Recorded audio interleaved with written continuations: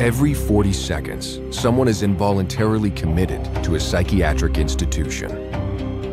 Every year, 1 million people are electroshocked.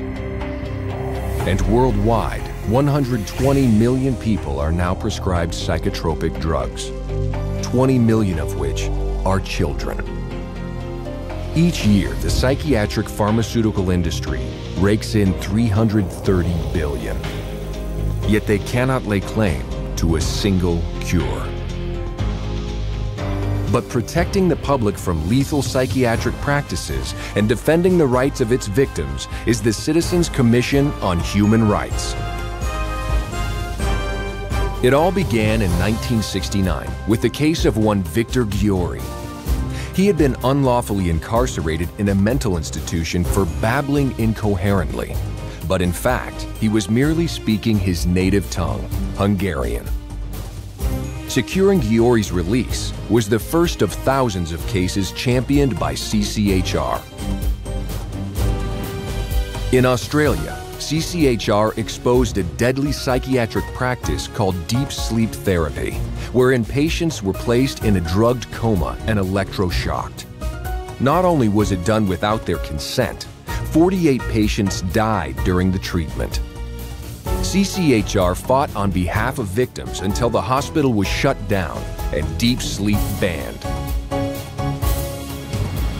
Then, in South Africa, CCHR uncovered the existence of psychiatric camps where tens of thousands of Africans were brutalized and used as slave labor. Subsequently, the World Health Organization and post-apartheid government investigations condemned psychiatry's racism and abuse. In Italy, a CCHR investigation revealed that some 15,000 children in Trento were seized from parents and placed in psychiatric institutions. CCHR set precedent after precedent in Trento courts, and for the first time in Italian history, children are now protected through a city resolution proclaiming that psychiatrists may no longer dismember any family unit. Then again, in Japan, CCHR exposed patient abuse in the financial crimes of psychiatrists and hospitals defrauding the government and taxpayers out of millions. The guilty were convicted and patient protections implemented. While in the United States, CCHR uncovered $1 billion fraud in the nation's largest chain of for-profit mental health facilities. Dozens of prosecutions ensued, with millions of dollars in fines imposed, and the entire chain of corrupt hospitals was closed.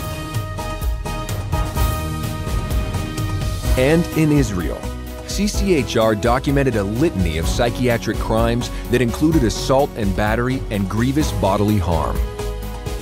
This led to an official investigation by the Ministry of Health and a raid with no less than 150 police officers on a private clinic. Ensuing public outrage contributed to the ministry ordering that all remaining Israeli private psychiatric hospitals permanently close their doors. To further bring an end to psychiatric human rights abuse, CCHR works with lawmakers, doctors, and like-minded groups to bring about protections for patients. Such as in Europe, where the European Medicines Agency slapped antidepressants with suicide warning labels for children and youths. And the United States and Mexico, where thanks to CCHR's relentless efforts in promoting the Child Medication Safety Act, parents can no longer be coerced to give their children psychotropic drugs as a requirement for them to stay in school. All told, it's better than 180 laws and over 300 official drug warnings, safeguarding the public from the dangers of the psychiatric industry. CCHR's international headquarters in Los Angeles, California, serves as a public information clearinghouse, documenting psychiatry's harmful practices and publishing its findings in some 18 languages. More than 12 million copies of their publications have been distributed to healthcare professionals, government officials, educators, and business leaders around the world. CCHR's headquarters is also the site of the world-renowned museum, Psychiatry, an Industry of Death. Centered around 15 documentary films, the exhibition presents the unvarnished history of psychiatry, from its origins and practice of putting the mentally ill in cages to the present-day mass drugging of society as the cure for invented mental disorders. Nearly 200,000 visitors have toured the museum, which is also an essential part of the curriculum for nearby colleges and universities. CCHR further sponsors a fleet of Industry of Death traveling exhibits, visiting scores of cities on 6 continents. These presentations have revealed the shocking truth about psychiatric abuse to more than 700,000 visitors worldwide. While to reach still more with the truth and raise public awareness, CCHR has produced a series of multi-award-winning documentaries exposing the abuse and deceit behind psychiatry's pseudo-scientific facade, its overdrugging of children and the military, the irreparable harm of its treatments, as well as the financial driving force behind it all. CCHR also provides educators' kits that include a guide with which to hold seminars based on the documentaries.